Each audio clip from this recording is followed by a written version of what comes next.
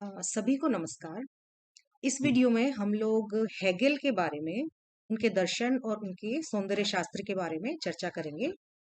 आधुनिक दर्शन के इतिहास में हेगेल का महत्व हम इस बात से ले सकते हैं कि उन्होंने आदर्शवाद या जिसे हम प्रत्ययवाद कहते हैं और इंग्लिश में आइडियलिज्म उसका समर्थन किया। और उसका समर्थन करते हुए परम प्रत्यय जिसे एब्सोल्यूट आइडिया कह सकते हैं उसको रहस्यमय या अज्ञेय या अननोएबल नहीं माना। तो इस महान विचारक के बारे में हम आगे के स्लाइड्स में डिस्कस करने की कोशिश करते हैं। तो हीगल के विचारों के बारे में जाने उससे पहले हम उनकी थोड़ी सी बायोग्राफी जान लेते हैं। हीगल का जन्म जर्मनी में हुआ था और वे एक जर्मन विचारक थे। उन्होंने अपना पूरा जीवन जो है वो दार्शनिक विवेचना को समर्पित कर दिया था। उनका तर्कशास्त्र का विज्ञान, द्वंद्ववादी तर्क, दार्शनिक विज्ञानों का विश्लेषण किया, अधिकार का दर्शन सभी आधुनिक राष्ट्रवाद को बहुत बौद्धिक आधार प्रदान करते हैं। जर्मनी के प्रसिद्ध आदर्शवादी दार्शनिक हीगल का जन्म 1770 ईस्वी में स्टटगार्ड नाम के एक नगर में हुआ। हीगल के पिता वुर्टमबर्ग राज्य में एक सरकारी कर्मचारी थे और वे हीगल को धार्मिक शिक्षा दिलाना चाहते थे। तो 18 वर्ष की आयु तक हीगल ने स्टटगार्ड के ग्रामर स्कूल से ही शिक्षा ग्रहण करी थी। 1788 ईस्वी में उसने ट्यूबिजन के विश्वविद्यालय में धर्मशास्त्र पढ़ना शुरू किया और 1790 में दर्शन शास्त्र के डॉक्टर की उपाधि उन्हें मिल गई। ये इस तरीके से उन्होंने बहुत कठोर परिश्रम किया और बहुत सारे धार्मिक विषयों को उन्होंने पढ़ा। सबसे ज्यादा यूनानी साहित्य में उन्होंने रुचि दिखाई थी। तो वह दर्शन शास्त्र के प्रोफेसर बनना चाहते थे, लेकिन 1793 में उन्होंने धर्मशास्त्र का प्रमाण पत्र प्राप्त किया और इस प्रमाण पत्र में उसे ऐसा लिखा गया कि दर्शन शास्त्र का उन्हें कम नॉलेज थी। यहाँ पर उनका परिचय एक कवि हैं होल्डरिन तथा और एक दार्शनिक है शेलिंग, उनसे होता है। तो उनके प्रभाव से उन्होंने यूनानी दर्शन की तरफ अट्रैक्ट होते हैं और वहां से यूनानी दर्शन का अध्ययन करना उन्होंने आरंभ कर दिया। फिर प्लेटो के तत्वशास्त्र को उन्होंने पढ़ा, यूनानी नगर राज्य की प्रशंसा भी शुरू कर दी। फिर जर्मनी के विभाजन के कारण उस समय यूनानी नगर राज्यों पर उन्होंने विचार करना भी शुरू किया।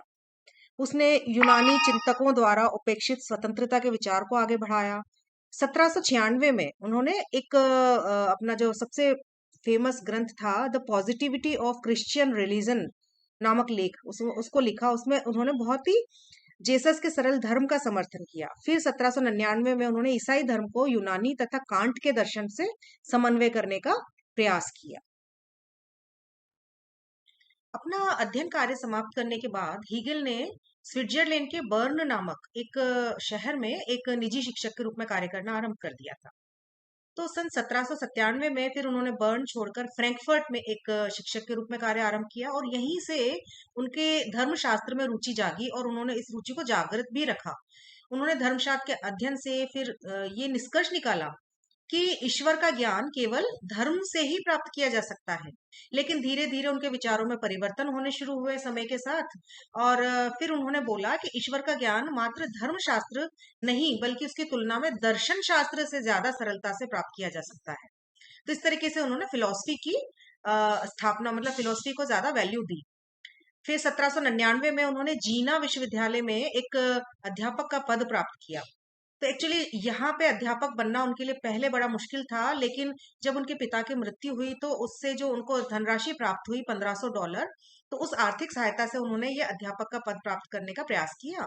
लेकिन जीना उस समय जर्मनी के सांस्कृतिक जो पुनरुत्थान और पुनर्जीवन का केंद्र था। उस समय वहां पे फिक्टे, शेलिंग आदि लोग पढ़ा रहे थे। तो उनके संपर्क में आके ऐसे विद्वानों को जानकर हीगल ने भी अपनी प्रतिभा को निखारा और फिर उन्होंने जीना विश्वविद्यालय में 1803 ईस्वी में एक अस्थायी प्राध्यापक की नौकरी भी मिल गई और 1805 में उनकी सेवा वहां पे स्थायी कर दी गई, परमानेंट कर दी गई। लेकिन फिर भी ये अंत नहीं था, उनका भाग्य उनके साथ नहीं था, क्योंकि 1806 में नेपोलियन ने जीना नगर पे प्रवेश किया, उनके आक्रमण शुरू हो गए।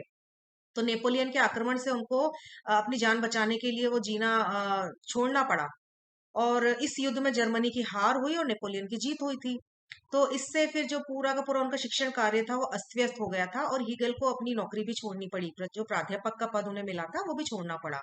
तो नौकरी छूट जाने से उनकी आर्थिक स्थिति भी खराब हो गई थी। तो इस दौरान गेटे गेटे नाम के एक विचारक है, उन्होंने उनकी मदद करी और 1 वर्ष तक संपादक के पद पर भी उन्होंने कार्य किया हीगेल ने।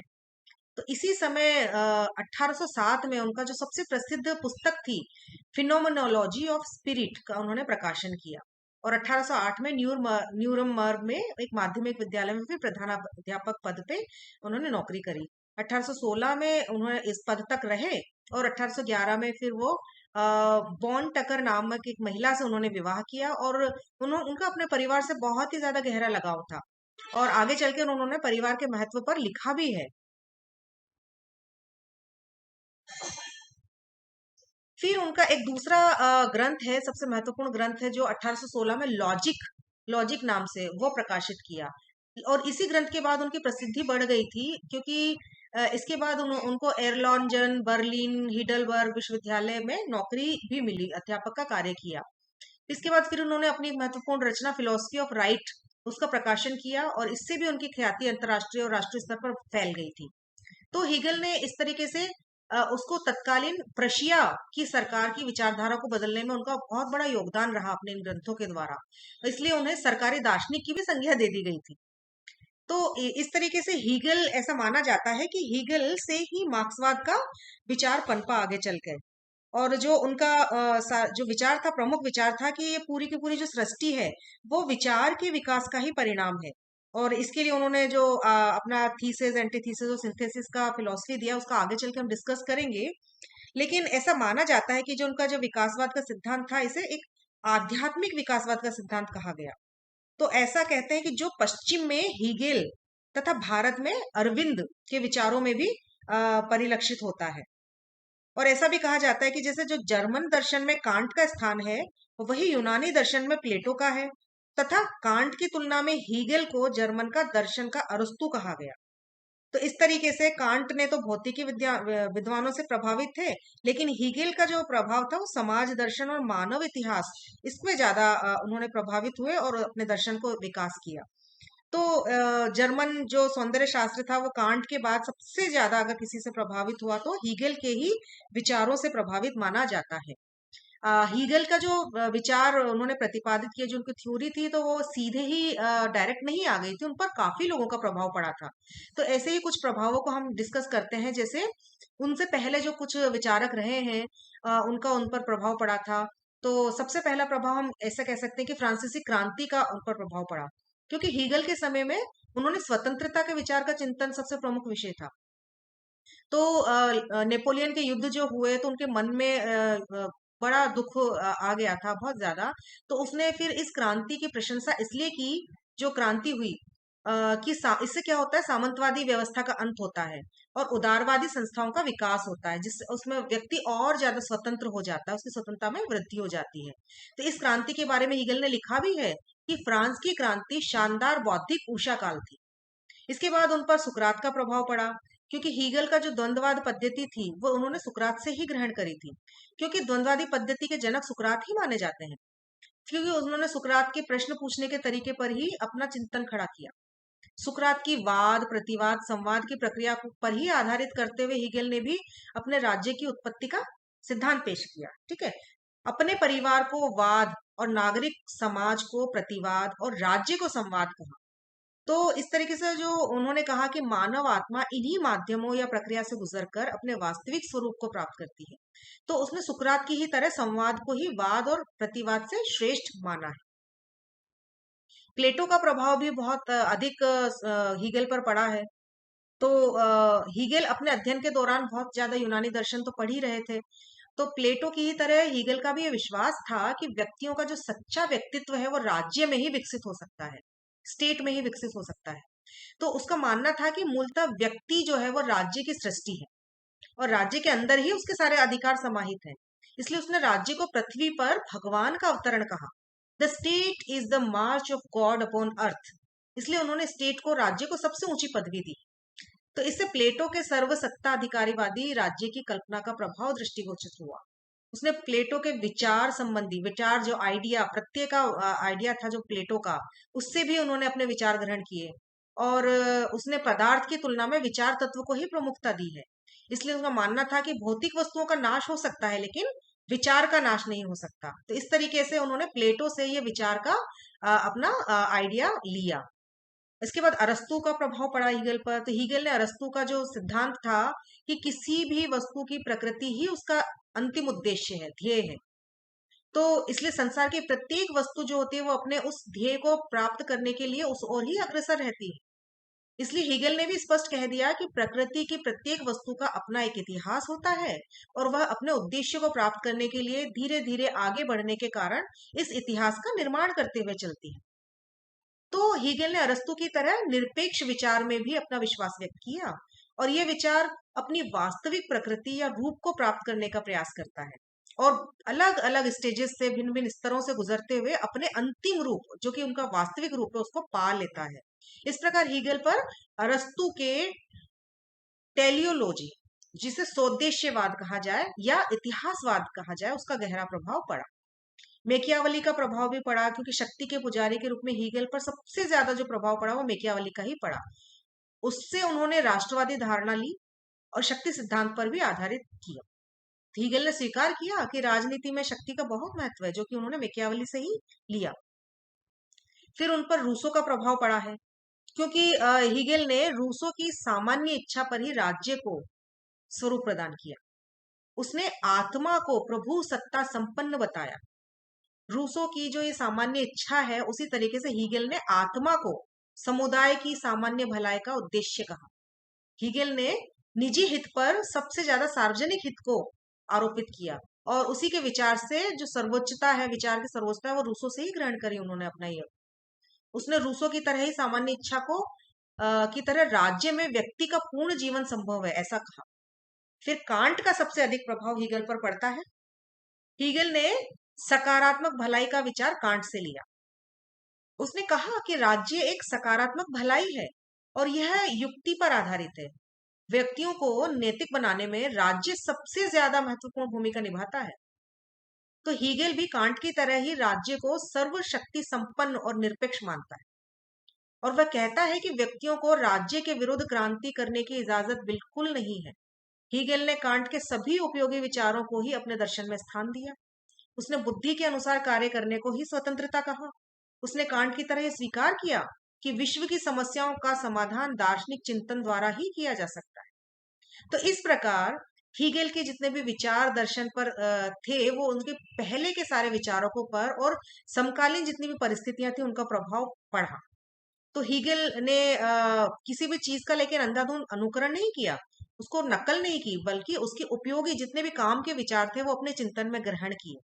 तो उन्होंने सुकरात, प्लेटो, अरस्तु, फिख्ते, रूसो, मेकियावली, कांट इन सब से कुछ ना कुछ ग्रहण किया और उन्हें अपनी आवश्यकता अनुसार अपने दर्शन में स्थान दिया। हीगल ने बहुत सारी महत्वपूर्ण रचनाएं लिखी की प्रकाशित हुई। तो महान दार्शनिक तो वो थे ही, साथ में एक विद्वान लेखक भी थे और उन्होंने दर्शन, राजनीति, अध्यात्म, कला, इतिहास इन सभी क्षेत्रों में अपना महत्वपूर्ण लेखन कार्य किया। तो जिस समय उनकी सबसे पहली किताब निकली थी फिनोमेनोलॉजी ऑफ स्पिरिट, तो उसी समय जीना पर नेपोलियन का आक्रमण हुआ था। इससे उसका लेखन कार्य बहुत ज्यादा प्रभावित हुआ, वो लिख नहीं पाए। फिर उन्हें जब वो जीना छोड़ दिया, उन्होंने बाहर चले गए उस शहर से, तो वहां पर भी उन्होंने अपना लेखन कार्य जारी रखा। तो 1807 ईस्वी में उन्होंने अपनी रचनाओं का प्रकाशन शुरू किया था। उनमें से कुछ रचनाओं का मैं यहाँ जिक्र करना चाहूंगी। जैसे सबसे पहले फिनोमेनोलॉजी ऑफ स्पिरिट, और ये जो किताब है इसमें उनके सारे दार्शनिक विचारों का निचोड़ है। और सबसे ज्यादा हीगल ने एक जो यूनिवर्सल ट्रुथ की खोज करने का प्रयास किया वो इसी किताब में मेंशन है और इस किताब में ही उन्होंने विश्वात्मा, जिन्होंने जिसे गिस्ट का विचार प्रस्तुत किया, वो इसी किताब में उन्होंने प्रस्तुत किया। साइंस ऑफ लॉजिक, और इस किताब में हीगल ने द्वंद्ववाद का क्रमबद्ध विश्लेषण किया है और इस पुस्तक में उन्होंने दुर्बोधता और जटिलता का गुण होने के कारण हीगल की ख्याति बहुत ज्यादा बढ़ जाती है। देन अगली किताब है encyclopedia of the philosophical science. इस किताब में हीगल के सारे लेक्चर जो हैं उनका सार है, निचोड़ है। और इसमें हीगल ने अधिकारों और स्वतंत्रता की बहुत ज्यादा विस्तृत विवेचना भी प्रस्तुत करी है। Next, philosophy of right. इस किताब में हीगल ने अपने जितने भी राजनीतिक सिद्धांतों का व्यवस्थित रूप है वो इसमें निरूपित किया है। इसमें हीगल ने स्वतंत्रता की अवधारणा पर बहुत विस्तार से चर्चा करी है, और इस किताब के कारण ही हीगेल की ख्याति राष्ट्रीय अंतर्राष्ट्रीय स्तर पर बहुत ज्यादा बढ़ गई थी। नेक्स्ट किताब है फिलोसफी ऑफ हिस्ट्री। इसके प्रकाशन के जो हुआ वो हीगेल की मृत्यु के बाद हुआ, और इस किताब में उनके सारे के सारे वही व्याख्यानों का संग्रह है जो बर्लिन विश्वविद्यालय में अध्यापक रहने के दौरान उन्होंने दिए थे। इन व्याख्यानों में सबसे ज्यादा धर्म, दर्शन और सौंदर्य शास्त्र पर उन्होंने अपनी बात कही है, और इस पुस्तक में हीगल ने इतिहास की द्वंद्वात्मक व्याख्या भी प्रस्तुत करी। फिर एक और महत्वपूर्ण किताब है कॉन्स्टिट्यूशन ऑफ जर्मनी। इस किताब का प्रकाशन भी हीगेल की डेथ के बाद हुआ है, और इस किताब में टुकड़ों टुकड़ों में विभाजित जो जर्मनी था उसके हालात पर प्रकाश डाला है उन्होंने। वहां की नीति, शासन, विधान से युक्त जितना भी केंद्रीकृत जर्मन राज्य था उसको फिर से जीवित करने की जरूरत को उन्होंने प्रमाणित किया। तो इस प्रकार यह पुस्तक जो है जर्मनी के एकीकरण के उपाय खोजती हुई हमें नजर आती है। तो इन सारी रचनाओं में science of logic, phenomenology of spirit Hegel की सबसे महत्वपूर्ण किताब मानी जा सकती है।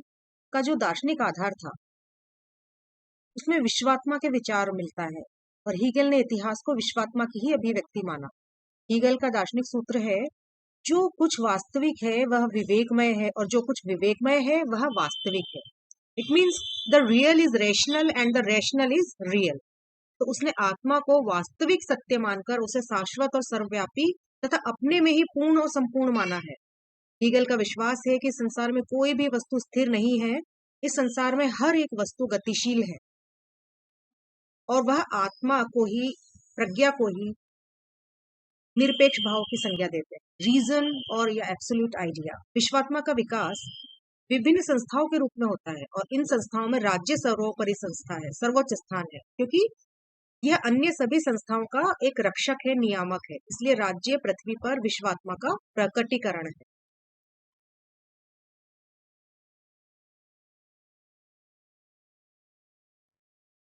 अब हीगेल की जो सबसे महत्वपूर्ण सिद्धांत था जिसे हम विश्वात्मा कहते हैं, और विश्वात्मा तक पहुंचने के लिए जो उन्होंने प्रक्रिया इस्तेमाल करी जिसे द्वंद्वात्मक प्रक्रिया कहा गया, तो हीगेल उस पर हम थोड़ी सी चर्चा करते हैं। तो हीगेल के अनुसार विश्वात्मा, अब इस विश्वात्मा को हम क्या कहें,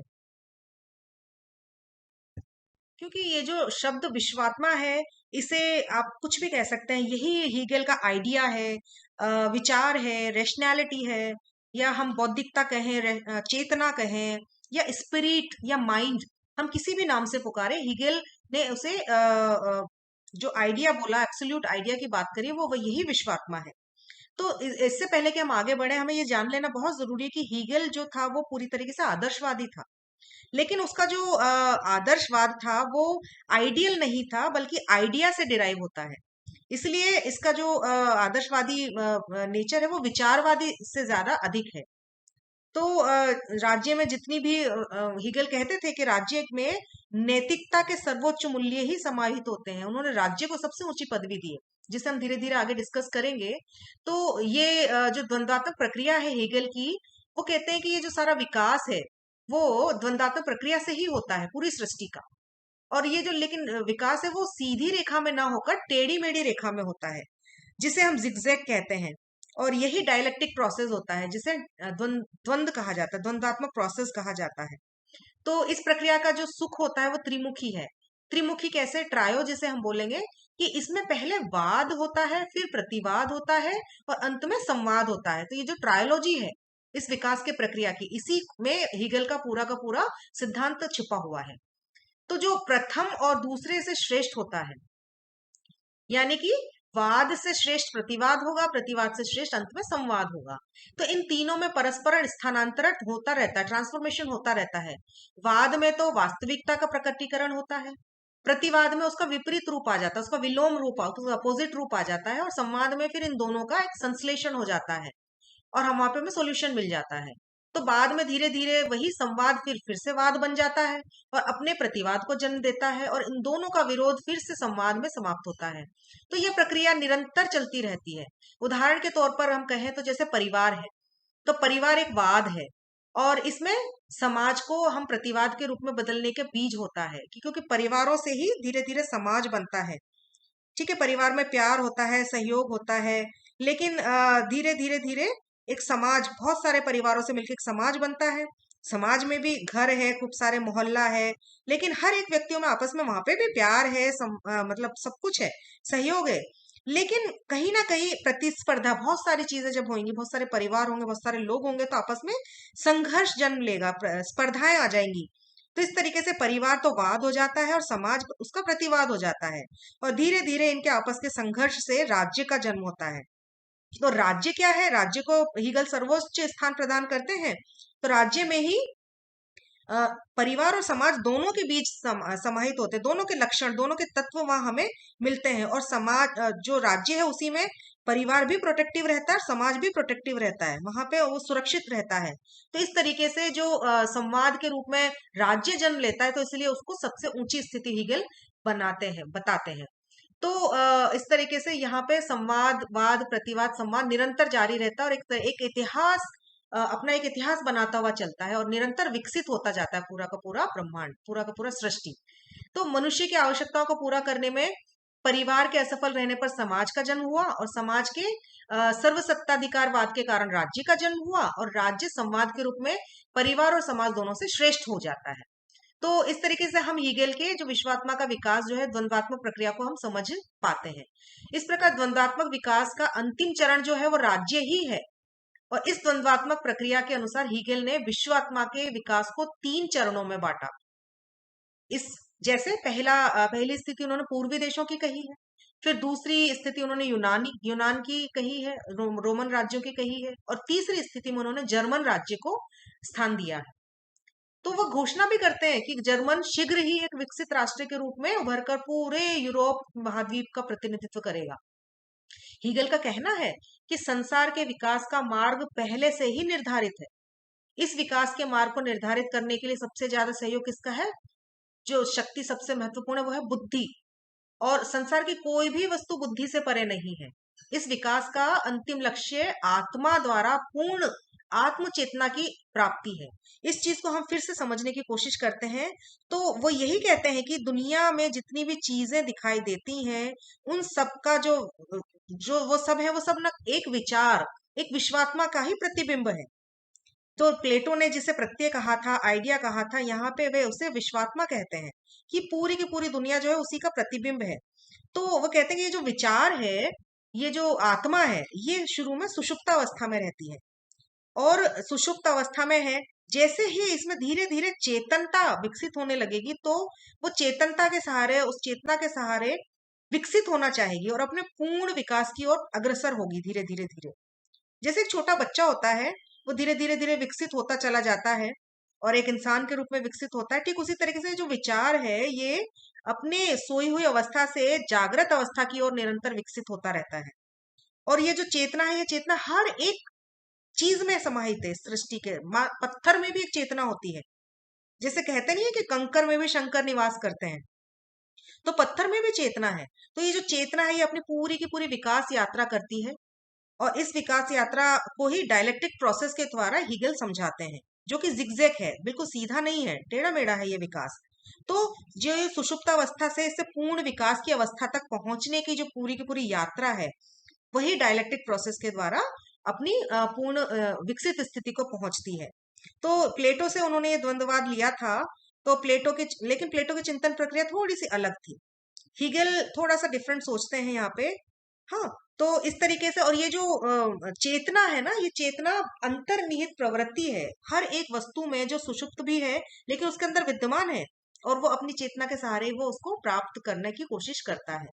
तो आत्मा जिसे वो कहते हैं, तो संसार की कोई भी वस्तु बुद्धि से परे हो ही नहीं सकती, और इस विकास का अंतिम लक्ष्य आत्मा द्वारा अपनी पूर्ण आत्म चेतना की प्राप्ति ही है। वो अपनी पूर्ण विकसित अवस्था में ही पहुंचना चाहती है, दुनिया की हर एक वस्तु। तो अपने अंतिम लक्ष्य को प्राप्त करने के लिए आत्मा फिर क्या करती है? धीरे धीरे बहुत सारे रूप धारण करती है, और जब मनुष्य द्वारा आत्म चेतना प्राप्त कर ली जाती है, तो विकास की इस प्रक्रिया का अंत हो जाता है। तो विश्वात्मा ने जितने भी रूप धारण किए, जितने भी भविष्य में धारण करेगी, उन सब में मनुष्य ही सर्वोच्च प्राणी है। हीगल के हिसाब से जो चेतना सबसे ज्यादा जहां जाके विकसित हो जाती है, वो मनुष्य में विकसित हो जाती है। इसलिए उन्होंने मनुष्य को सबसे चेतनवान सबसे सर्वोत्कृष्ट अभिव्यक्ति कहा है आत्मा की, चेतना की। तो जितने भी प्राणी है, जितने भी जीव है, वो सबसे ज्यादा उत्कृष्ट उसमें मनुष्य है, क्योंकि चेतना की दृष्टि से देखें तो इसी में मनुष्य ही संगठित होता है, परिवार बनाता है, समाज बनाता है, राज्य बनाता है, इसलिए वो सर्वोत्कृष्ट अभिव्यक्ति है। और वर्तमान में जितनी भी अभिव्यक्तियां हैं, उसे हीगल देवीय स्थिति मानते हैं कि ये सब जो है वो पहले से ही निर्धारित है, ऐसा होना ही था। और आज हम जिस स्थिति में है वो सर्वोत्कृष्ट स्थिति में ही है, हमें इसी स्थिति में होना था, क्योंकि यही चेतना के स्तर से हम यहाँ तक पहुंचे हैं। इसलिए हम नीचे से, निम्न से लेके ऊंचाई की ओर आ रहे हैं, निरंतर विकसित हो रहे हैं। तो आज जिस भी स्थिति में है, वो हमेशा विकास की चरम स्थिति ही कहलाएगी। तो इस तरीके से उन्होंने राज्य को चेतना की सर्वोत्कृष्ट अभिव्यक्ति बोला, और संगठनात्मक तत्वों में वो सर्वोत्कृष्ट है, और जीवों में मनुष्य सर्वोत्कृष्ट अभिव्यक्ति है।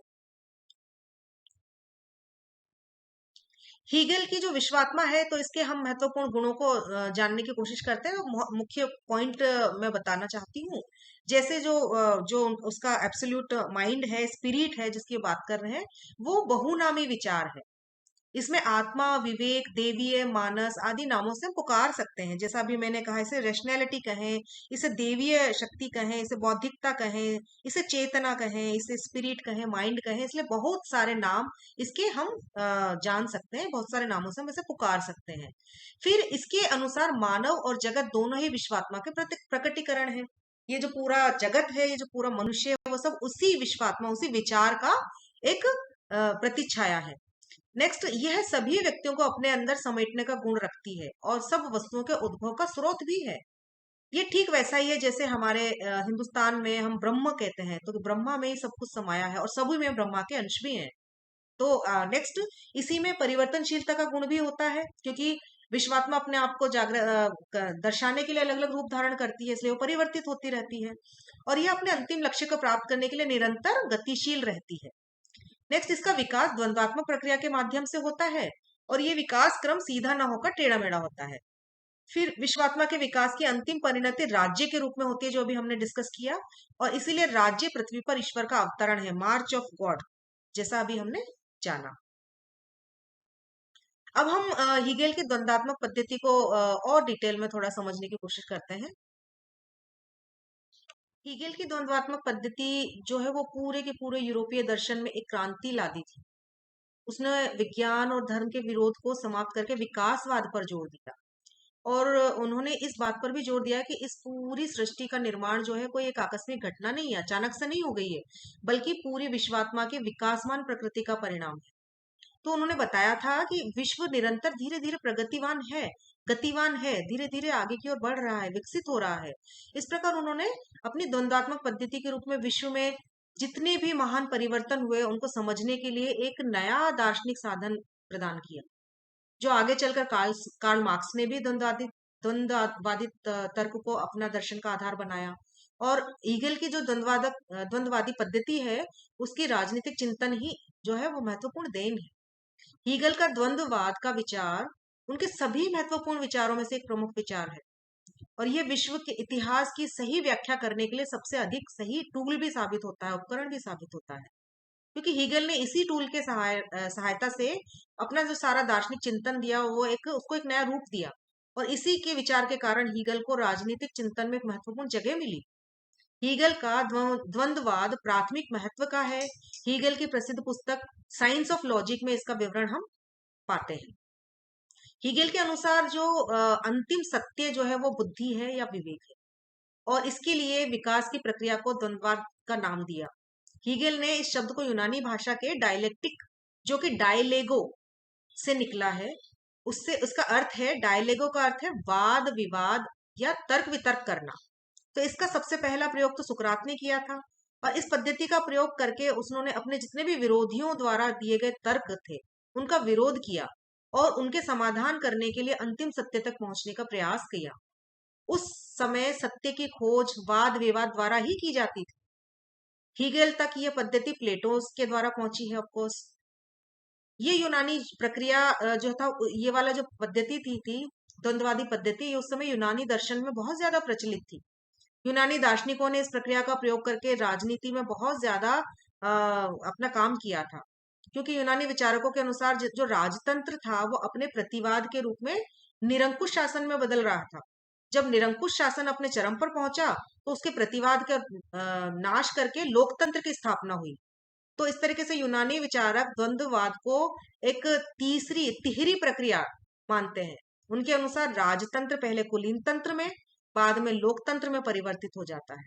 तो लोकतंत्र पहले अधिनायक तंत्र में, बाद में राजतंत्र में बदल जाता है, और ये प्रक्रिया निरंतर चलती रहती है। हीगल के द्वंद्वादी सिद्धांत की आलोचना भी की गई है। कुछ जगह पर आलोचना कुछ महत्वपूर्ण बिंदुओं के द्वारा की गई, जैसे उसे बहुत अस्पष्ट कहा गया, क्योंकि ऐसा माना जाता है कि हीगल ने धर्म, दर्शन, अर्थशास्त्र आदि के सभी में परिवर्तन का कारण विचार में प्रगति को माना, और विज्ञान और दर्शन में जो भी नए नए परिवर्तन हुए उनका कारण विचारों में विरोध हो ही नहीं सकता। कई और कारण भी होते हैं उसके, लेकिन हीगल ने जिन अवधारणाओं को द्वंद्वाद में प्रयोग किया वो बहुत ही अस्पष्ट है। उनके अनेक अर्थ निकल सकते हैं। उसका प्रत्येक वस्तु के मूल में जो अंतर विरोध है वो विचार भी स्पष्ट नहीं है, इसलिए कहा जाता है कि हीगल का द्वंद्ववाद बहुत ही अस्पष्ट है। फिर उसमें वैज्ञानिकता का अभाव कहा जाता है, क्योंकि हीगल ने द्वंद्ववाद में किसी भी व्यक्ति वस्तु को मनमाने ढंग से वाद प्रतिवाद कह दिया है। उनका कोई वैज्ञानिक आधार नहीं है। उन्होंने कहा कोई भी वस्तु एक ही समय में सत्य भी हो सकती है और असत्य भी। अब यह पद्धति वस्तुनिष्ठ न होकर आत्मनिष्ठ है, क्योंकि इसमें इतिहास के जितने भी फैक्ट हैं उसको तोड़ मड़ोड़ के वाद प्रतिवाद संवाद के रूप में पेश किया गया। तो इसमें वैज्ञानिकता का पुट कम है। फिर व्यक्ति की इच्छा की उपेक्षा की भी उन्होंने करी है, क्योंकि ऐतिहासिक विकास की गति वो कहते हैं। तो प्रोफेसर लेकेस्टर ने कहा था एक बार कि हीगेल के द्वंद्ववादी सिद्धांत में व्यक्तिगत इच्छाओं और वरीयताओं को महज एक सनक मान लिया गया है, क्योंकि हीगेल ने मानव इतिहास के अभिनेता मनुष्य नहीं बल्कि विशाल वैयक्तिक शक्तियां हैं, विचार हैं। इसलिए हीगल का सिद्धांत जो है इतिहास की जो पूर्ण व्याख्या है वो प्रस्तुत नहीं कर पाता।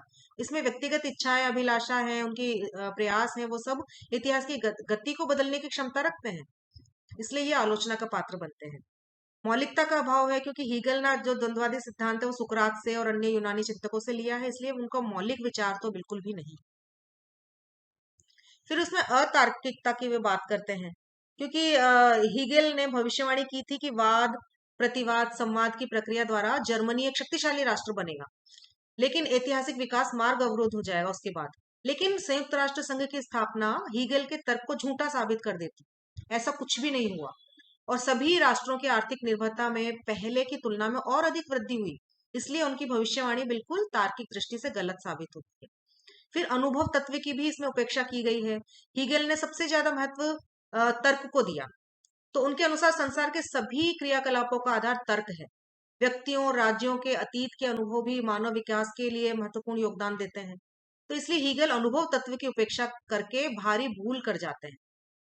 वस्तुनिष्ठता का अभाव भी है, क्योंकि हीगल का द्वंद्ववाद ऐतिहासिक अंतर्दृष्टि, यथार्थवाद, नैतिकता, अपील, धार्मिक रहस्यवाद आदि का मिश्रण है, विचित्र प्रकार का कॉम्बिनेशन है, और व्यवहार में उसमें वास्तविकता नहीं है। आवश्यक, आकस्मिक, स्थायी, अस्थायी आदि शब्दों का मनमाने ढंग से प्रयोग करते हैं, इसलिए उसमें वस्तुनिष्ठता का अभाव है।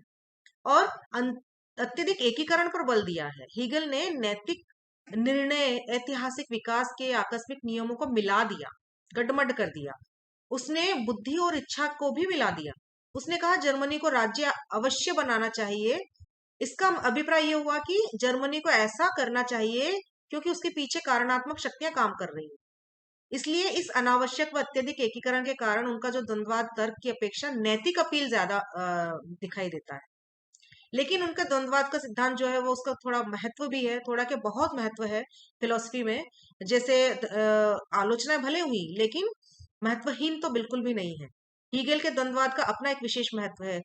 उन्होंने वस्तुओं के वास्तविक स्वरूप को समझने में बहुत मदद मिलती है हमें, और इससे मानव सभ्यता के विकास के बारे में भी पता चलता है। और हीगल का जो ऐतिहासिक विकास है वो उतार चढ़ाव की बात करता है, जो बहुत ज्यादा तर्कसंगत भी है। और इस सिद्धांत से मानव की बौद्धिक क्रियाओं के मनोविज्ञान को हमें समझने में मदद मिलती है। फिर उनके द्वंद्ववाद से सार्वभौमिकता का गुण होने के कारण हम इसे हर एक अलग अलग क्षेत्र में भी लागू कर सकते हैं। हीगल ने दर्शन और विज्ञान की दूरी को पाटने की जो कोशिश की, उसके चक्कर में ज्ञान की विभिन्न शाखाओं का एकीकरण करने का प्रयास किया। तो हीगल ने द्वंद्ववादी सिद्धांत को मार्क्स ने उल्टा किया, और अपना साम्यवादी दर्शन खड़ा कर दिया, जिससे हीगेल को अमरता प्राप्त हो गई। इसलिए यह नहीं कह सकते कि बहुत सारी त्रुटियां भले ही होंगी उसके सिद्धांत में, लेकिन फिर भी राजनीतिक चिंतन के लिए महत्वपूर्ण सिद्धांत और देन है। अब हम हीगेल के कला दर्शन की बात करते हैं। उन्होंने सौंदर्य शास्त्र पर भी बहुत कुछ कहा और लिखा है। हीगेल का जो पूरा का पूरा कला इतिहास की बात करते हैं, क्योंकि अब तक वो इतिहास की ही बात करें, निरंतर विकास की बात करें, तो कला को भी वो इतिहास का ही रूप में देखते हैं। तो उनका जो कला दर्शन है वो पूरी तरीके से प्रत्यय जगत पर ही आधारित है। जो उनकी पूरी फिलॉसफी थी वही उन्होंने कला के दर्शन पर भी लागू करी। जैसे वो कहते हैं कि पूरा विश्वात्मा, एब्सोल्यूट माइंड या इंटेलिजेंस, उसी पर पूरा का पूरा कला दर्शन निर्भर है।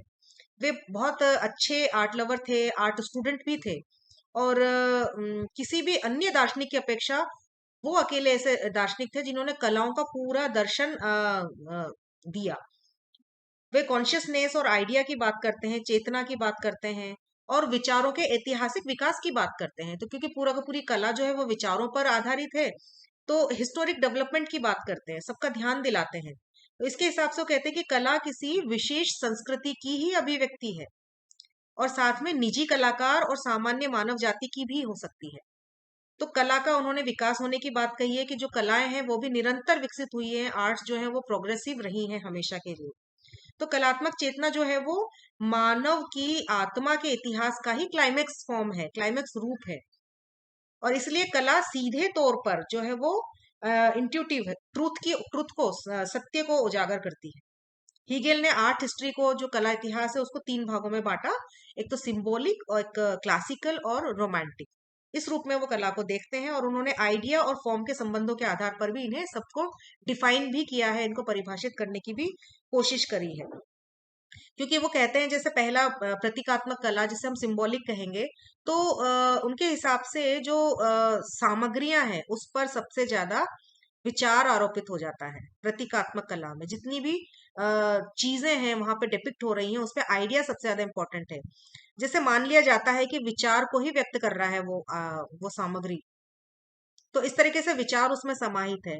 एग्जाम्पल के तौर पर देखें तो मंदिर में ईश्वर का निवास होता है। एक जो चीज है, मंदिर नाम का स्थापत्य है, उसमें ईश्वर का प्रतीकात्मक रूप वहां पे समाहित है। ऐसा हम मानते हैं कि वो ईश्वर का आवास है, तो प्रतीकात्मक हुआ। इसी तरीके से हम एक त्रिभुज, एक सिंबल है, एक प्रतीक है, उसे हम ब्रह्मा, विष्णु, महेश के रूप में भी देखते हैं। एक नील नदी है, नील नदी जो है वो उसके उसका भी एक सिंबल त्रिभुज के रूप में ही कहा जाता है मिश्र में। जैसे परिवार नियोजन का भी सिंबल त्रिभुज के रूप में है। तो अलग अलग जगहों पर एक ही सिंबल कई बार अलग अलग विचार को व्याख्यायित करता है। और ईसाई धर्म में तो पिता, पुत्र, आत्मा, इन तीनों को भी त्रिभुज रूप में ही दिखाया जाता है।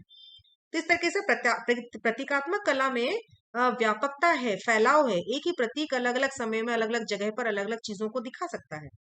और प्राचीन भारतीय कला है, या मिस्र की कला है, या चीन की कला है, हम इन सब में बहुत ज्यादा प्रतीकात्मक कला के रूप में देखते हैं। जो दूसरा क्लासिकल आर्ट है, शास्त्रीय कला हम इसे कहेंगे, तो शास्त्रीय कला को सबसे ज्यादा इसका उदाहरण जो है वो यूनानी कला है।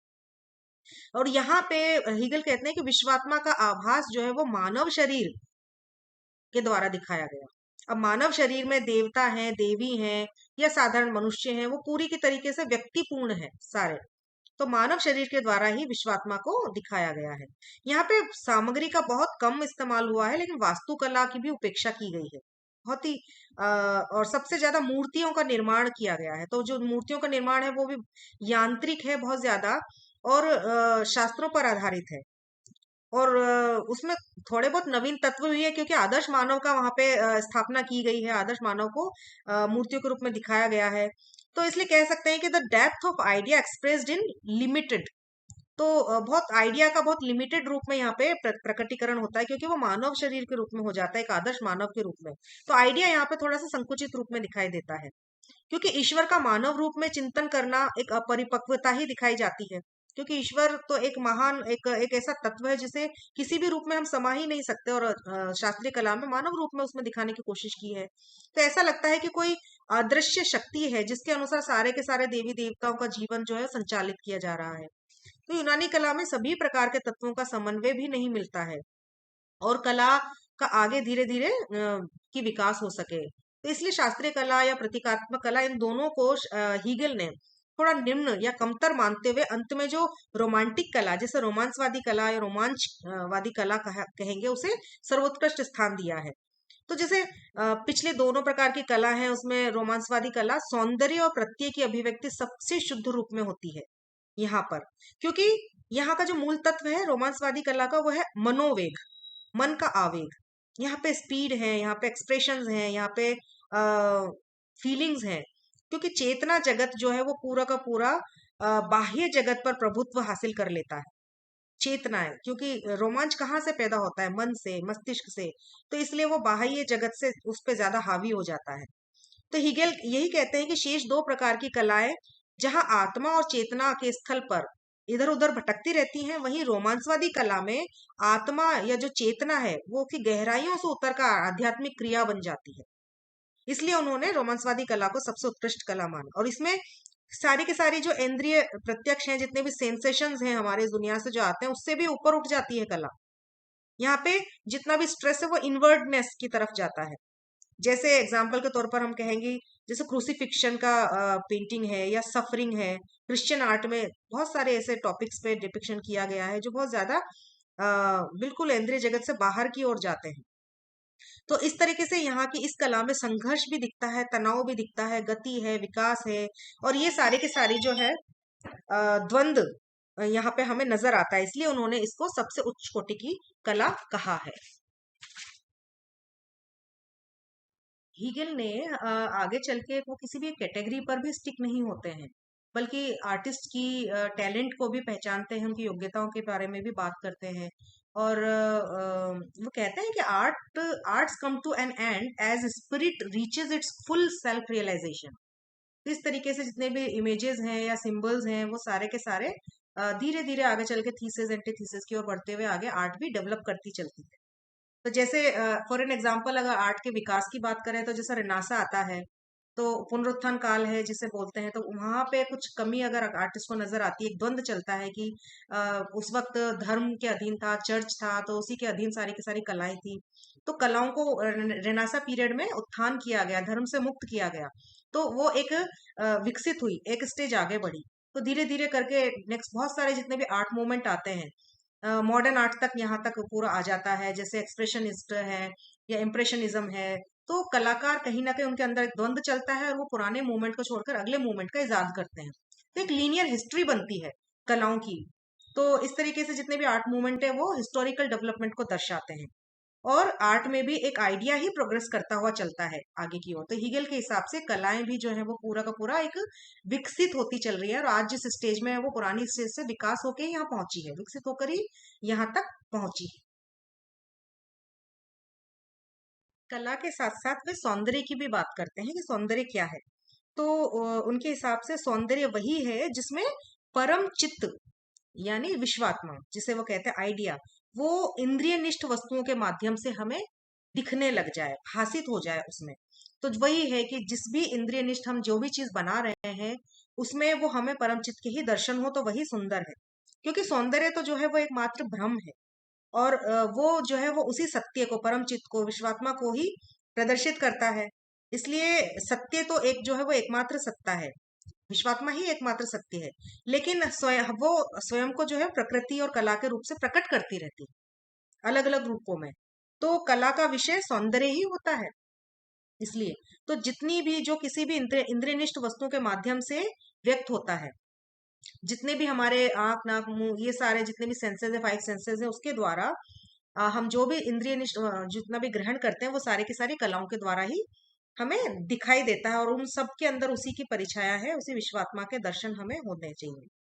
तो जितनी भी जो एक ये एब्स्ट्रैक्ट फॉर्म में जो विश्वात्मा हमें दिखता है, वो साकार रूप में हमें किसी भी वस्तु में दिखाई देने लगता है। वो जो निराकार सत्ता है वो इंद्रियनिष्ठ वस्तु के द्वारा हमें दिखती है। और इसलिए आगे चल के हीगल कहते हैं कि जो मानव की चेतना है, वो उस परम चित्त, उस विश्वात्मा की उपस्थिति का ही ज्ञान कराती है हमें हर समय। और ये सारा का सारा जो सौंदर्य की बात करते हैं, तो सौंदर्य में उन्होंने एकीकरण की, यांत्रिकता की और जैविकता की बात करी है। ये सारे के सारे जैसे पत्थर, पेड़, पौधे, ये सब में उसी विश्वात्मा की झलक हमें नजर आने लगती है, और वही हमारे लिए सुंदर हो जाता है। रूप है, उसके अरूप है, वस्तुओं की कल्पना है, विचार हैं, उसके आकार हैं, ये सारे के सारे जो सत्ता है, वो सारी उसी की अभिव्यक्ति है। तो इसीलिए उनके हिसाब से, हीगल के हिसाब से अगर हम डिफाइन करें ब्यूटी को, तो कहेंगे कि सौंदर्य ललित कलाओं का दर्शन है। ये एक डेफिनेशन उनके हिसाब से बनती है। तो लेकिन आगे चल के वो ये कहते हैं कि दो तरह के सौंदर्य होते हैं, तो आर्ट में जो ब्यूटी होती है वो, और एक नेचर में जो ब्यूटी होती है। तो उन्होंने जो है वो नेचर की ब्यूटी को आर्ट मेड ब्यूटी से थोड़ा निम्न आंका है। क्यों आंका है? क्योंकि वहां पे मानस तत्व का अभाव होता है। कलाओं में मानस तत्व विद्यमान है, लेकिन नेचर में मानस तत्व नहीं होता है। ऐसा इसलिए भी कहते हैं क्योंकि वो ये मान रहे हैं कि मनुष्य में, मनुष्य विचारों का सर्वोत्कृष्ट रूप है, अभिव्यक्ति है। इसीलिए ये जो मानस तत्व है वो कलाओं में ही होता है, प्रकृति में नहीं होता। तो आगे चल के वो उदात्त सबलाइम की भी बात करते हैं, और वो यही कहते हैं कि आध्यात्मिक अभिव्यक्ति जो अगर कोई करता है तो उसका चरम विकसित रूप ये उदात्त, ये सबलाइम ही होता है। और इसीलिए सच्चा उदात्त जो है वो इस इंद्रिय रूप में तो समा ही नहीं सकता, और इतना असीम होता है कि उसको किसी सीमित वस्तु में तो उसकी अभिव्यंजना की ही नहीं जा सकती। वो हमेशा अपूर्ण ही रहेगा, हमेशा अधूरा ही रह जाएगा। इसलिए उन्होंने, इसीलिए रोमांसवादी कला को सबसे उच्च कोटि का माना, क्योंकि वहां पर इसकी अभिव्यंजना काफी हद तक हो जाती है। इसीलिए उनके हिसाब से सारे के सारे जो कला, मेन मेड आर्ट है, वहां पे ब्यूटी ज्यादा है, और नेचर की ब्यूटी को उन्होंने कम आंका है।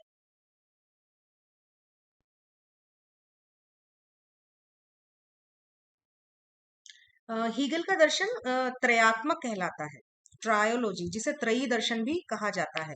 क्योंकि उन्होंने जो जिस चिंतन की बात करी है, जिस विचार की बात करी है, वो तीन भागों में बांटा। पहला तर्क, दूसरा प्रकृति का दर्शन, और तीसरा आत्मा का दर्शन। तो तर्क में तो विचार और तर्कों के संबंध की बात करते हैं, प्रकृति में वो प्रकृति के विकास को समझाते हैं, और आत्मा के दर्शन में सारा का सारा जो इतिहास है, कला है, धर्म है, दर्शन है, इन सबको समझाते हैं। तो इस तरीके से हीगलीय त्रय कहलाता है। तो आगे चल के वे कहते हैं कि विश्वात्मा अपने आप को तीन अवस्थाओं में प्रकट करता है: वाद, प्रतिवाद और संवाद। और इन तीन अवस्थाओं का फिर आगे चल के तीन दार्शनिक स्थलों पर भी प्रकटीकरण होता है। कैसे? तर्क में, प्रकृति में और मन में। तो इस तरीके से विश्वात्मा इन तीनों धरातों पर अपने आप को तर से तम की ओर, मतलब निम्न से उच्चतर की ओर हमेशा विकसित करती हुई चलती है। तो इस तरीके से आगे चल के मन के स्तर पर जब ये तीन अवस्थाएं पहुंचती है, तो कैसे हो जाती है? सब्जेक्टिव, ऑब्जेक्टिव और एब्सोल्यूट। इस अवस्था में पहुंचती हैं। तो इस तरह से उच्च उच्च उच्च स्तरीय कला की सृष्टि होती है। आगे चल के भारतीय हमारे कला विचारक हैं, वो उसे एब्सोल्यूट का कहते हैं, जिससे सत्यम, शिवम, सुंदरम भी इसी तरीके का एक त्रयात्मक विचार हमारे सामने आता है। तो कला, धर्म, दर्शन, ये तीनों जो है वो चेतन विकास के पूरे सर्वश्रेष्ठ तत्व हैं। क्यों है? क्योंकि कला में, धर्म में और दर्शन में, तीनों में मन की अभिव्यक्ति होती है। इनकी इनकी रचना जो है वो मन करता है, कला की भी, धर्म की भी और दर्शन की भी। तो इस तरीके से कलाएं जो है सारे के सारे इंद्रिय विचारों का ही परिणाम है, यानी उसके जो कंटेंट होंगे वो विचार ही होंगे, और ऐसे विचार जिसको हम इंद्रियों के द्वारा समझ सकते हैं, बोधगम्य कर सकते हैं। तो कला विचार को जितनी अधिक स्पष्टता से और अच्छे प्रभावी तरीके से व्यक्त करती है, हीगेल के हिसाब से वही कला सबसे ज्यादा श्रेष्ठ मानी जाती है। और क्योंकि कलाओं में इसलिए वो विचार को सबसे महत्वपूर्ण मानते हैं, इसलिए सारे के सारी मेटलिस्टिक जो चीजें हैं, पेंटिंग है, स्कल्पचर है, जिसमें भी सामग्रियां हैं, वो सब चीजें गौण हो जाती हैं, और मात्र विचार ही मुख्य होता है कला में। तो वो दो तरह के विचारों की बात करते हैं, एक शुद्ध विचार और एक अशुद्ध विचार। तो सबसे पहले अशुद्ध विचार तो वो होता है जो अनुभवों पर आश्रित होता है, हमारे सेंसेस पर आश्रित होता है, हमारे देखने, सुनने, छूने पर आधारित होता है। लेकिन एक शुद्ध विचार होता है जो मात्र प्रज्ञा से हमारे अंदर जाता है, इंद्रियों से नहीं, बल्कि हमारी इंटेलेक्ट से, हमारी एनलाइटेड जो पावर है उसके द्वारा हमारे अंदर प्रवेश करता है, तो वो शुद्ध विचार होता है। तो विचार के स्तर पर दर्शन में आत्मा दिखाई देती है, अनुभव के स्तर पर धर्मों में दिखाई देती है, और अनुभूति के स्तर पर कलाओं में दिखाई देती है। तो ये तीन स्तर आत्मा के हमें दिखाई देते हैं। तो सत्य की अभिव्यक्ति ही कला है, जो उच्च स्तर से धर्म व दर्शन से अभिव्यक्त होता है, और निम्न स्तर में कला में। तो हीगल ने दर्शन और धर्म को कलाओं से ऊपर ही रखा है, कि यहाँ पर उच्च स्तरीय अभिव्यक्ति होती है और कलाओं में थोड़ी सी निम्न स्तरीय अभिव्यक्ति होती है। तो विश्वात्मा 3 स्तरों पर स्वयं को प्रकट करती है, कला में, धर्म में और दर्शन। इसी बात को अगर ट्रायोलॉजी के स्तर पर समझे तो कलाएं वाद है, धर्म प्रतिवाद है और दर्शन संवाद है। क्योंकि कलाओं में भाव होता है, धर्मों में प्रतीक होता है। इस तरीके से ये दोनों जो है सामान्य लोगों की समझ में आसानी से आ जाते हैं। मात्र दर्शन ही ऐसा है जिसके लिए शुद्ध विचार की आवश्यकता पड़ती है। और कला, धर्म और दर्शन की अगर बात करें तो तीनों की विषय वस्तु एक ही होती है, विश्वात्मा। लेकिन तीनों में अभिव्यक्तियां अलग अलग तरीके से की जाती है। तो हीगेल का दर्शन जो है निरपेक्ष, वो है प्रत्ययवाद, निरपेक्ष प्रत्ययवाद कहलाता है, एब्सोल्यूट आइडियलिज्म, यानी वस्तुगत चैतन्यवाद। क्योंकि उनका मत में, उनके मन में जो अभी हमने जितना भी डिस्कस किया, वो आत्मा, अनात्मा, दृष्टा, दृश्य या प्रकृति, पुरुष, सभी पदार्थ में एक ही निरपेक्ष ज्ञान स्वरूप यानी परम तत्व विद्यमान रहता है, जिसे एब्सोल्यूट आइडिया वो कहते हैं, सत्य जिसे बोलते हैं। उसी की अभिव्यक्तियां हर सृष्टि के हर एक वस्तु में होती है। उनके अनुसार विश्व ना तो चेतन प्रकृति का परिणाम है और न ही किसी व्यक्ति के मन का खेल है। जड़ चेतन गुण दोष जितना भी से युक्त जो पूरा संसार है, वो एक असीम अनादि अनंत चैतन्य तत्व है, और जिसे हम परम ब्रह्म कह सकते हैं। उसी से उत्प्रोत है पूरी की पूरी सृष्टि। उससे पृथक किसी भी पदार्थ की कोई एग्जिस्टेंस है ही नहीं। और वो वही निरपेक्ष परम ब्रह्म ही हमारी अपनी आपकी सभी की स्वाभाविक क्रियाओं से, सारी वस्तुओं से, सारी घटनाओं के रूप में प्रकट होता रहता है, और उसे अलग अलग रूप में, अलग अलग साधन के सामग्री के रूप में अपना प्रकटीकरण करता रहता है। तो हीगेल के अनुसार विश्व हमारे तन परस्पर भिन्न होते हुए भी एक ही निरपेक्ष सक्रिय परम ब्रह्म की अभिव्यक्तियां होने के नाते एक दूसरे से घनिष्ठतापूर्ण संबंध स्थापित करती है। हीगेल के विचार में संसार का सारा ही विकासात्मक क्रियात्मक जो सक्रिय ब्रह्म का ही क्रियाकलाप है।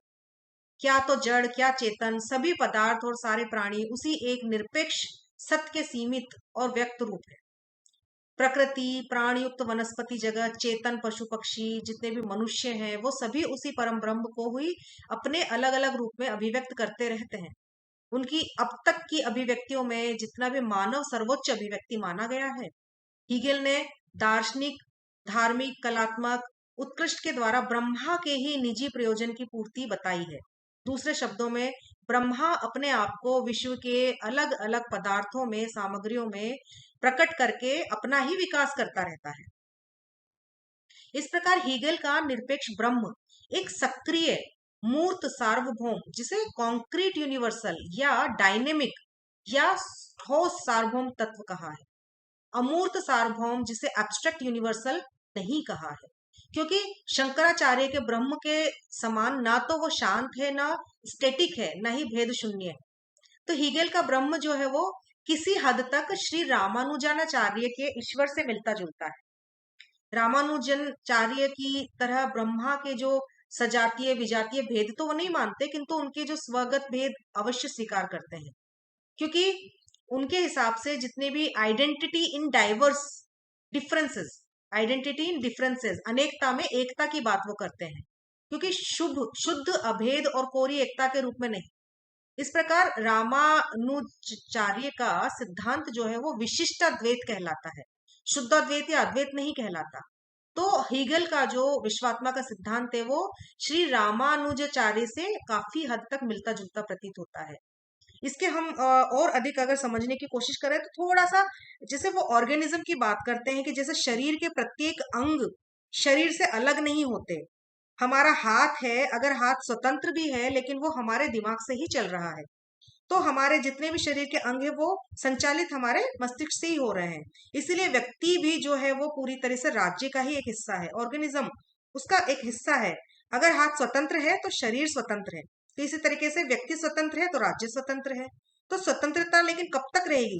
जब तक हाथ को मस्तिष्क की आज्ञा का पालन मानना होगा। उसी प्रकार हर एक व्यक्ति को राज्य के आदेश मानने होंगे। तो इस तरीके से वो राज्य के आदेशों में ही चेतना, बौद्धिकता या स्वतंत्रता का सर्वोत्कृष्ट रूप की बात करते हैं हीगल। वो इसीलिए उस स्पिरिट, उस कॉन्शियसनेस की बात करते हैं, वो ब्रह्मा के सदृश्य हो जाता है। हीगल छांदोग्योपनिषद के एक कोट है, सर्वम खलविदम ब्रह्म। ऋग्वेद का एक कोट है, पुरुष एवदम सर्वम। या श्री भगवत गीता का एक कोट है, सर्वतः परिणपावम। इस तरह के सिद्धांत के अनुमोदक माने जा सकते हैं हीगेल। लेकिन मांडुक्योपनिषद में भी एक बात कही है कि अमात्रस्योर्थो व्यवहार्यम प्रपंचोपशमा। इस सिद्धांत को हीगेल नहीं मानते। तो हीगेल ने जितने भी क्रियात्मक और गतिशील विश्व के रूपों में होने वाली जो ब्रह्मा की अभिव्यक्ति की बात करी है, वो पूरी तरीके से बौद्धिक नियमों के अनुसार घटित होने वाली घटनाएं हैं। उनका कहना है कि सत्य ही यौक्तिक है, और दूसरे शब्दों में कहें तो उनके अनुसार बौद्धिक विचार का नियम और संसार के विकास का नियम एक ही है। और उन्होंने यह नियम विरोध या विरोध का नियम बतलाया है, जिसे लॉ ऑफ कॉन्ट्राडिक्शन कहा है। इसके अनुसार जड़ात्मक जगत और वैयक्तिक मन, जिसे माइंड कहते हैं, दोनों ही एक रूप में निरपेक्ष ब्रह्म के विकास का हेतु उस तत्व का आंतरिक विरोध या व्याघात, जिसे ऑपोजिशन या कॉन्ट्राडिक्शन कहते हैं, वो होता है। और हीगेल के अनुसार दो विरोधी या परस्पर व्याघात्मक विचार जो होते हैं, वो पदार्थों के एक तीसरे विचार का निर्माण करते हैं। जैसे उदाहरण के तौर पर हमारे मन में सबसे पहले सत्य, बीइंग का विचार उदय होता है। या यूं कहें कि संसार के समस्त पदार्थों की आदि अवस्था सत्य ही है, बीइंग ही है, परंतु केवल सत्य या सन्मात्र से वस्तु से सदृश नहीं हो पाती है। सत्य के एक अंतर स्थल में असत्य, जिसे नॉन बीइंग है, वो समाहित होता है। और यह सत्य असत की जो खेल है, वो आगे चल के विकास का मूल हेतु बन जाता है। चूंकि सत्य असत्य का जो विचार है वो सही नहीं है, तब यह स्वाभाविक रूप से उसके निराकरण की ओर आगे बढ़ता है, उसमें सॉल्यूशन ढूंढता है, और सत्य और असत नामक विरोधी प्रत्यय के समन्वय करके एक भाव, जिसे बिकमिंग बोलते हैं, नामक प्रत्यय में आ जाता है। हीगेल का मत है कि विचार एवं विश्व के सारे ही विकास की प्रगति इसी विरोध समन्वय न्याय के अनुसार होती। उन्होंने अनुभव और संसार के प्राय सभी क्षेत्रों की व्याख्या में इस न्याय की होने को प्रदर्शित करने का प्रशंसनीय काम किया। उनका कहना है कि विश्व में जो कुछ भी होता है वह सब इसी नियम के अनुसार होता है, और इसी के परिणाम स्वरूप सारे के सारे धीरे धीरे नवीन जितने भी नए भेद प्रभेद या पदार्थों का आविष्कार या आविर्भाव होने लगता है। कोई भी भेद कभी भी निरपेक्ष प्रत्यय या इस परम ब्रह्म से बाहर हो ही नहीं सकता, और न ही वह ब्रह्म ब्रह्म जिसे हम कहते हैं कभी इन पदार्थों से पृथक होता है। परंतु संसार में कभी ब्रह्म की संभाव्यता, जिसे हम पोटेंशियलिटी कहते हैं, उसका अंत कभी नहीं होता है। इस दृष्टि से हम उसे संसारातीत भी कह सकते हैं, बियॉन्ड वर्ड कह सकते हैं। हेगल ने इसी ब्रह्म या निरपेक्ष प्रत्यय में सभी भूत वर्तमान और भावी भेदों का समन्वय करने का महान कार्य किया है। हीगेल का ब्रह्म है कि नहीं, इस मामले में काफी विवाद होते हैं, लेकिन हेल्डन नाम के पंडित जो हैं वो तो उसे मानते हैं कि वो कोई व्यक्ति है, लेकिन प्रोफेसर मैक्टेगार्ड आदि विद्वानों की सम्मति में वो कोई व्यक्ति नहीं हो सकता है। लेकिन हीगेल निसंदेह एक कट्टरवादी सत्कार्यवादी विचारक थे। उनके अनुसार कार्य अपने कारण में अपनी अभिव्यक्ति से पहले भी मौजूद रहता है, और वे कारण एवं कार्य तथा गुणी और गुण को एक दूसरे से अभिन्न मानते हैं, अलग नहीं हो सकते हैं वे। जैसे कारणों के अभाव में कार्य नहीं हो सकता और गुण के बिना गुणी नहीं हो सकता, ठीक वैसे ही हीगेल के अनुसार कार्य के अभाव में कोई भी घटना या वस्तु कारण नहीं कहला सकती, जैसे बिना गुण के गुणी नहीं होता। तो हीगेल का जो निरपेक्ष प्रत्यय या ब्रह्म की जो परिकल्पना है, वे उसे कभी कभी ईश्वर कह देते हैं। लेकिन कांट ने जो थ्योरी दी थी थिंग्स इन देमसेल्व्स, वो अज्ञे ही मानते रहे उसको, उस परम ब्रह्म को, कि जाना नहीं जा सकता है। उस अननोइंग, उस जो ट्रांसेंडेंटल वर्ड है उसको जान नहीं सकते, वो अननोएबल रहेगा। लेकिन हीगेल ने उससे एक स्टेप आगे जाके ये बोला कि जिस चीज के बारे में सोचा जा सकता है, हमारी बुद्धि जहां तक जा सकती है, अगर वो थिंकेबल है तो वो नोएबल भी हो जाता है। तो इस तरीके से हमारे चिंतन का विषय जो है वो ये बन जाता है, क्योंकि हम और हमारी चिंतन शक्ति जो है वो बुद्धि से बिल्कुल भी अलग नहीं है और इसी के अनुरूप है। क्योंकि दूसरे शब्दों में हम इसे कह सकते हैं कि हमारे सीमित विचार के नियम वही है जो सार्वभौमिक ईश्वर या उसके विचार रूप के विश्व के हैं। यानी ईश्वर हमें बुद्धि द्वारा ही अवगत हो सकता है, ऐसा हीगल कहते हैं कि हमारी जो माइंड है, अगर वहां तक उसके बारे में सोचना शुरू कर दे तो हम उसको जान भी सकते हैं। तो इस तरीके से हीगल का प्रयत्न जो है वो बहुत ही महान प्रयत्न था, और जो कांट ने नोएबल और अननोएबल के बीच की जो खाई छोड़ दी थी, उसे हीगल ने आके पूरी करी थी। तो इस तरीके से एक महान दार्शनिक जो है वो उसने इतनी बड़ा विचार जो हमें दिया विकासवाद का, एब्सोल्यूट आइडिया का, वो बहुत ही बड़ा एक दर्शन के फील्ड में बड़ा विचार साबित हुआ। जर्मनी में सौंदर्य शास्त्र को जो कांट के बाद में हीगल ने ही सबसे ज्यादा सुदृढ़ और सैद्धांतिक आधार प्रदान किया, और ऐसा सार्वभौमिक परिप्रेक्ष्य प्रदान करने के प्रयास किए, इसलिए उसे जर्मन का अरस्तू भी कहा गया। इनका जो महत्व था सौंदर्य शास्त्र के इतिहास में सबसे ज्यादा महत्वपूर्ण माना गया। इन्होंने ललित कलाओं के सामान्य तत्वों के आधार पर एक व्यवस्थित कला सिद्धांत का निर्माण हमें दिया। तो इस प्रकार प्रत्येक ललित कला की विशेषताओं का निरूपण करते हुए उन्होंने तारतम्य स्थापित किया। हीगल का सौंदर्य शास्त्र जो है वो उससे पहले जितने भी विचारकों के विचार थे, उनका विरोधों को समाप्त करने का कोशिश उन्होंने किया। खुद हीगल ने भी अपने दर्शन को अपने से पहले जो चिंतक थे उनका अंतिम निचोड़ समझा। हीगेलिय दर्शन को अपने से पहले के विचारकों का निचोड़ कहने का तात्पर्य यह है कि इसमें यूनानी एवं कांट के विचारों का सम्मिश्रण और समन्वय माना गया। तो हीगेल के दर्शन की आधारशिला तो यूनानी है, और उनके दर्शन की इमारत जो है वो, जो वास्तुकला है वो जर्मनी है, जिसमें कुछ फिख्ते और शेलिंग आदि के नाम, कांट के नाम, इनका योगदान बड़ा महत्वपूर्ण हो जाता है। तो 1831 में अब हीगेल का जो अंतिम समय था वो बर्लिन में हुआ, क्योंकि बर्लिन में हैजे का प्रकोप फैल गया था, और इस दौरान इतने महान दार्शनिक की मृत्यु हो गई थी, क्योंकि वे भी हैजे के शिकार हो गए थे। तो इस प्रकार हीगेल का जो ये महान दर्शन है वो हमें थोड़ा सा हमने समझने की कोशिश की है। धन्यवाद।